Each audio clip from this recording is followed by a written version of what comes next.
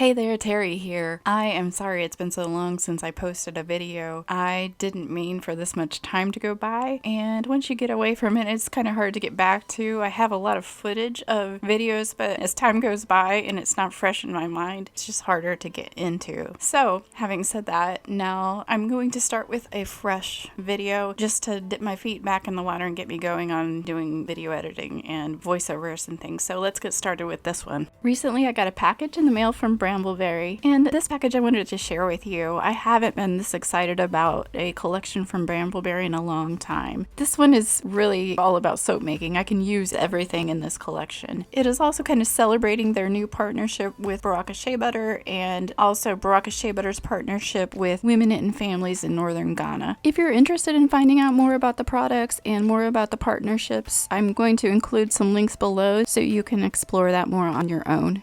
The timing on this is interesting because I have had a curiosity about African black soap for a while. I even bought 5 bars from Baraka Shea Butter. We are still using 3 of the bars, and here are 2 of the bars.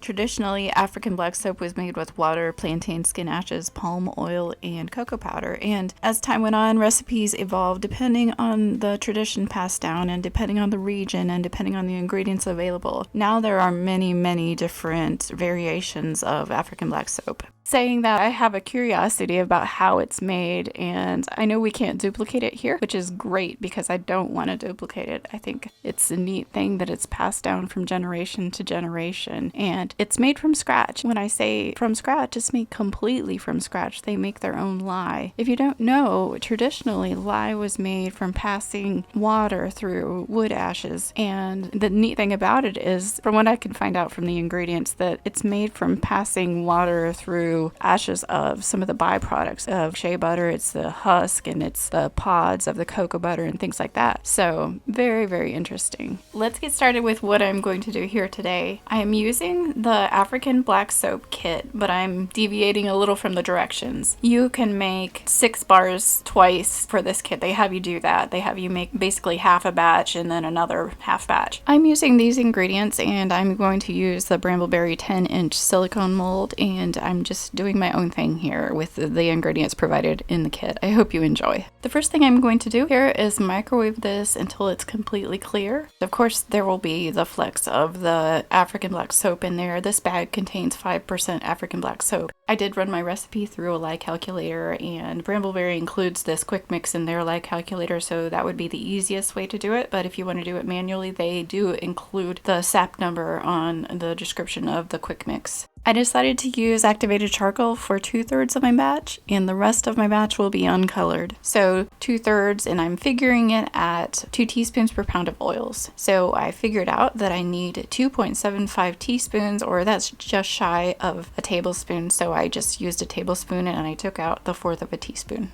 Later in this video, I make a second batch of soap, and I use a different activated charcoal, and I get a different result. People in my Facebook group ask me how I get such a dark activated charcoal, and I thought it was just because I gelled my soap, but I'm thinking it might have more to do with how it's derived. Here I'm diluting the activated charcoal in fractionated coconut oil. I don't normally use fractionated coconut oil because when you look it up on SoapCalc, it has a tiny bit of lauric and myristic acid, but then there's nothing else that it shows on there, so it has some different fatty acids that I'm not familiar with. I don't normally use it, but saying that, it was really easy to use. It's very lightweight and it diluted very easily. I normally use a 3-to-1 ratio because activated charcoal can tend to accelerate your soap, so with this one, I only used a 2-to-1 ratio and it did fine. Now it's time to make the lye solution. One thing I would recommend if you're making a kit from Brambleberry, I would not use a glass pitcher to mix your lye in your water. When you add the lye to the water, it heats up rather quickly and the glass can break, especially if it's etched, and it will get etched over time if you're doing it this way. I would suggest using stainless steel or polypropylene. Next, I measure the sodium hydroxide, and here I'm using flakes and not beads like I normally use. And I just want to note the differences here. In the wintertime, the air is kind of dry here, and I will sometimes get that static cling action when I'm using the beads. And with this, there wasn't any of that. The particles are a little heavier, and they measured out really easily. Also, it takes a little longer for them to dissolve, of course, but the resulting mixture was very clear, and sometimes the other way I get that lye lint on the top. So my first experience using the flakes was very positive. Next, I measure the sodium lactate, and if you don't know, sodium lactate is a natural ingredient. It's basically a liquid salt, and it's made from the fermentation of beets or corn, and it helps to make your soap harder, and it helps it to release from the mold better. I gently add the sodium hydroxide to the distilled water, and I stir that until it's dissolved, and then I set it aside along with the sodium lactate in a well-ventilated area that's safe for many kids or pets. The quick mix is now melted, and from here on out it goes pretty quickly actually. It's really nice to have all your oils in one bag. Since this mixture has the crumbles in it, I did have to cut the bag open and scrape out the remaining oils and the crumbles.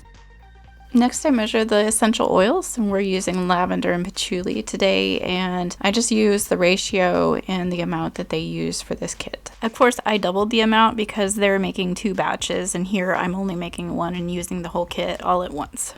For this kit, Brambleberry gives you a few other scent suggestions if you're not thrilled with the patchouli-lavender combination, but personally I love it. Now that the lye solution has cooled, I go ahead and add the sodium lactate. I soap between temperatures of 85 and 95 degrees Fahrenheit. That's one thing I would do differently from the Brambleberry recipes. They instruct you to soap between 110 and 120 degrees Fahrenheit, and I think that's just a little too warm. It can cause problems like acceleration, especially if you're using fragrances that don't want to behave, like florals, so I would suggest to soap a little cooler. Sometimes people soap at room temperature, they get better results, and they have less acceleration, but I suppose it has to do with what your room temperature is. I tend to get false trace when I soap that cold, and I also tend to get more steric spots in my final bars. So my sweet spot seems to be about 85 to 95 degrees Fahrenheit, and that's 29 to 35 degrees Celsius. Now that everything's in the bowl except the fragrance, I go ahead and zero the scale with the spatula on there so I don't have to take it out, and that tells me what it weighs without the spatula. And then I take that weight and I subtract the weight of the bowl that I pre-recorded earlier, and then I figure out what 1/3 of that is. I just insert my stick blender at an angle, and then I wiggle it a little to get any of those air bubbles out, and then I start pulsing. And I'm going for an emulsion here. I want to make sure it's completely emulsified before I split it off into the 2/3 and 1/3. One of the reasons I think Brambleberry listed this as an intermediate skill level kit is because that it's a little harder to tell if this is at an emulsion or not. It's because your batter isn't completely clear. When your batter's clear, it's much easier to tell. What I would recommend is see if there is a slick of oil around the edges. Also pull your stick blender out and set it sideways and let it run off, and look at the bell and look at the shaft. If it's a thin, even film, then you have an emulsion. Okay, we're almost there. It's kind of hard to see on camera, but I can see that it's not quite a thin, even film. It still looks a little grainy.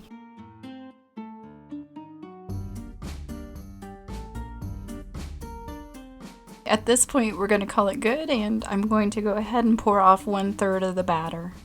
Next, I add 1/3 of the essential oil combination to the small pitcher, and then I just pour the remaining into the larger pitcher.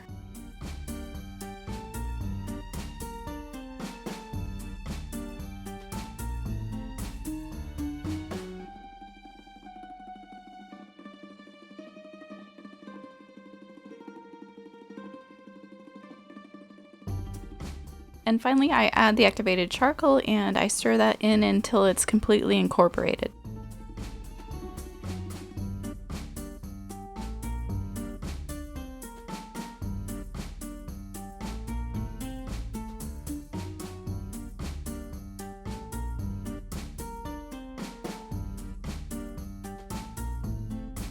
Now that everything is incorporated, I just wait on my batter. I'm not going to stick blend it anymore, I'm just waiting on it.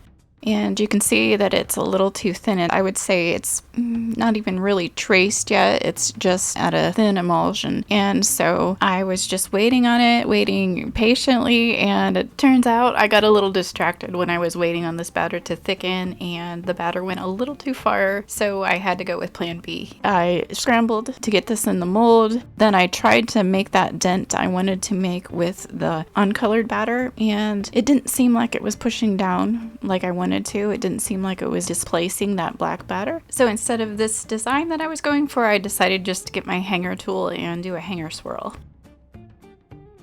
If you know me, you know I like to usually plan my swirls, and for this one, I didn't have time. I just did 3 swirls in one direction and then 3 swirls in the other direction and just called it good. Got my top done, and I got it covered up and in the oven to oven process it. I'm only oven processing it because I'm using lower water here. If you're using a higher water amount, don't oven process. It's not necessary, but I need to force this all the way through gel just so I don't get partial gel. Once I was finished with that, I thought, well, I didn't get really what I had planned to do, so I'm going to give it one more go. Here we have the next batch, and I did everything the same proportions, same usage rates and everything. And the one thing different is I used activated charcoal that is derived from a different source. We'll talk about that later.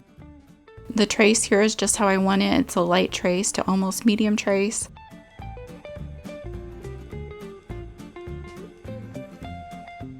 Now, when I'm putting the uncolored batter in there, I'm trying not to break through. I want it to just push it down a little. Especially the first few passes, you want to be very gentle. But then after that, you just try to get the next passes on top of a previous pass. After a while, you can start to pour from a little higher in order to make a bigger dent, but you don't want to pour from too high because you can break through the black batter. Okay, so that's it really. It's a very simple pour. It just depends on your trace mostly, and then getting those pours on top of each other and making a dent. 48 hours later, we have this first batch out of the mold, and I'm just using my palette knife to take off those edges that like to creep up the side of the mold.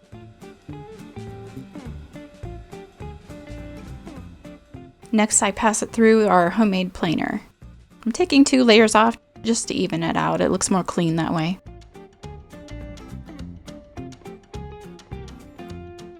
If you haven't seen this cutting station, it's from Custom Craft Tools, and it is wonderful. It's replaced 3 of my cutting systems that I had before, and it's all in one. It cuts vertically and horizontally. I know a lot of people liked my green cutting tool that I had, but it's not available anymore, and it did have a few limitations, so this new tool is very sturdy. And also I love that it allowed me to put some of my other cutting tools away and allow for some space in my cabinets. If you're interested in getting one of these cutting stations for yourself, it's called a Caterpillar, and it is available through Custom Craft Tools. There's a link below.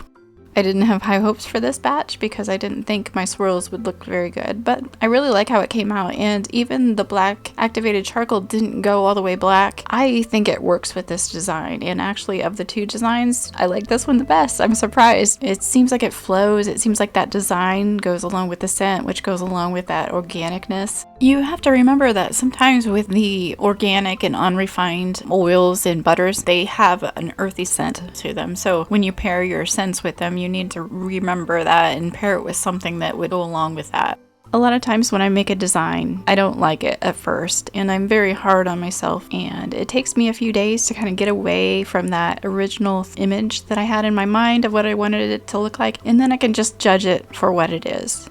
Here we have batch number 2 out of the mold, and I'm using the horizontal cutting feature on this cutting station, and I'm just kind of scraping it off. I didn't set the wire low enough, so I have to make another pass. Then when I pass it through the planer, I won't be working with an angled top.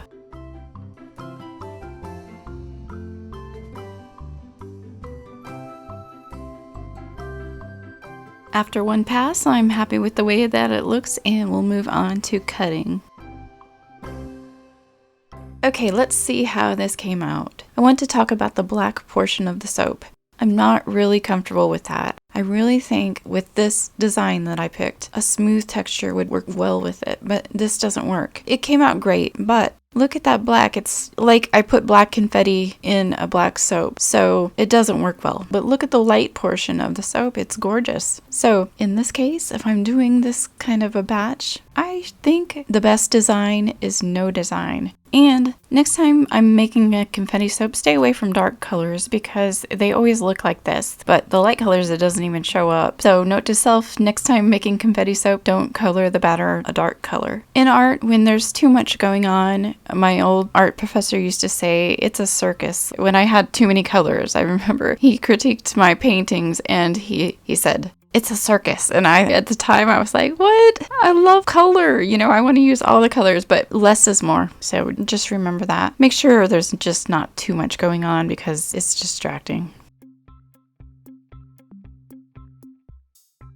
Okay, let's have a little discussion on the blacks and the difference between the activated charcoals. For the first batch, even though I liked the design and it worked because it didn't become a true black, when I want a true black, I want a true black. So I want something that's dependable. Here I was going for a true black and I got it on the second batch. In my Facebook group, we were having a discussion about how to get a true black, and I had just made this soap. So I knew there was a difference, that all activated charcoal wasn't created equally. And so still trying to figure out the difference, because really I put this through gel the same, I used the same usage rate, and I got the different results. So I pretty much narrowed it down to how it's derived. The first batch is derived from hardwood, and the second batch is derived from coconut shells. I think that must be the difference. When I was talking about it, I mentioned that the smooth coconut carbon that I get is from Elements Bath & Body, and it's out of stock right now. So I don't know if it's coming back, but a lady gave me a link to what she gets on Amazon, and that activated charcoal was also out of stock. But I looked at how it's derived, and it was definitely derived from coconut shells, and it's food grade. So maybe what we need to look for is food grade activated charcoal derived from coconut shells. And also many people think that activated charcoal gives a texture to your soap, a grittiness. That's not true. When I use this smooth coconut carbon that I have from Elements Bath & Body, it's so smooth. It's not gritty at all. You can get the gritty kind, but this is smooth coconut carbon. Now, when I was kind of doing some research on Amazon, I found that they call it all different things. It mentions that it's fine or super fine or crazy super fine or something like that. So I would like to hear from you in the comments. I would like to know your experience. Do you get a true black or do you get a gray? And if so, either way, which way is it derived? Did it come from hardwood or does it come from coconut shells? Also, what's your usage rate? If you know, mine is either 1.5 teaspoons per pound of soap or 2 teaspoons per pound of oils. They're basically the same. And also, do you gel your soap? Because I think the gelling is pretty much out, because if I think back, some of the soaps that I do in the slab mold don't gel, and they are still that awesome inky black. If we can come to some conclusions, I think that would be really valuable, say even for Brambleberry, who probably wants their activated charcoal to be black because you could make gray just by using less, so I think they would want that. So maybe this would be valuable information just for the soap making community in general, so let's have a discussion. And thank you in advance for letting me know your experience. If you're a regular on my channel, thank you so much for hanging out today and bearing with me while I took a little time off, and thank you for your nice comments that you've given all along the way. And just for you, I'm working on another video, and this is a mountainscape soap, and I had so much fun with this. And I use soap shapers that are from Love Your Suds, which is Belinda Williams, and she is very innovative, and she has some soap shapers and some pull-through shapers, and so we will be learning some of the soap shaping techniques for our next video. If you're new to this channel and this is your first time here, this may be a lot of information for you, but I'm all about learning here, so if you're wanting to learn soap making, this is the perfect place to be. You might want to check out some of my older videos where I cover different topics like acceleration and how to make a smooth bar. And at the end of the videos, when I'm cutting the soap or when I'm beveling the soap, I will talk about things like how I would change the batch, what I learned from this batch, and it's a great learning opportunity. And also, if you want to catch my new videos, just subscribe and hit the bell for notifications. If you're interested, I have a Facebook group that's for learning and sharing and troubleshooting and encouraging one another on our soap making journeys. And it's a great place to be. It's a private group. If you're interested in getting in, you have to read the rules and answer the questions. For those of you who like to watch me finish up the bars, I have included this part of the video just for you. If you don't want to watch it, that's okay. I will see you back here next time, and have a wonderful day.